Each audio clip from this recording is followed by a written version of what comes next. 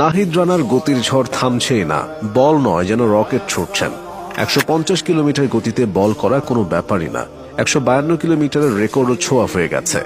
নাহিদের আগে 150 গতিতে বল ছুটতে পারেনি কোনো বাংলাদেশি বোলার, অথচ নাহিদ এটাকে অভ্যাস বানিয়ে ফেলেছেন।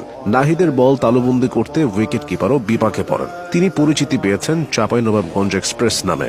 বছর দেড়েক আগেও দেশের ক্রিকেটে অপরিচিত এক নাম ছিলেন নাহিদ রানা। আজ তিনি আন্তর্জাতিক মঞ্চে বাংলাদেশের নতুন বিস্ময়।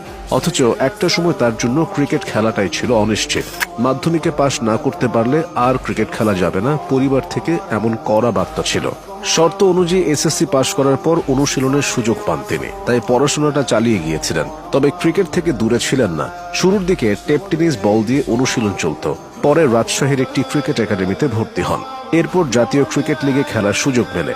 সেখানে আলো ছড়িয়ে দেশের সবচেয়ে জমকালো আসর বাংলাদেশ প্রিমিয়ার লিগ তথা বিপিএল এ দল পেয়ে যান। আর অভিষেক ম্যাচেই ঘন্টায় 147 থেকে 148 কিলোমিটার গতিতে বল করে সবার নজর কাড়েন। নাহিদ রানার উত্থানটা এমনই, বিপিএল এর মাধ্যমে জাতীয় দলে আসার পথটা সহজ হয়েছে। 2024 সালের মার্চে শ্রীলঙ্কার বিপক্ষে টেস্ট সিরিজে দলে ডাক পান তিনি। প্রথম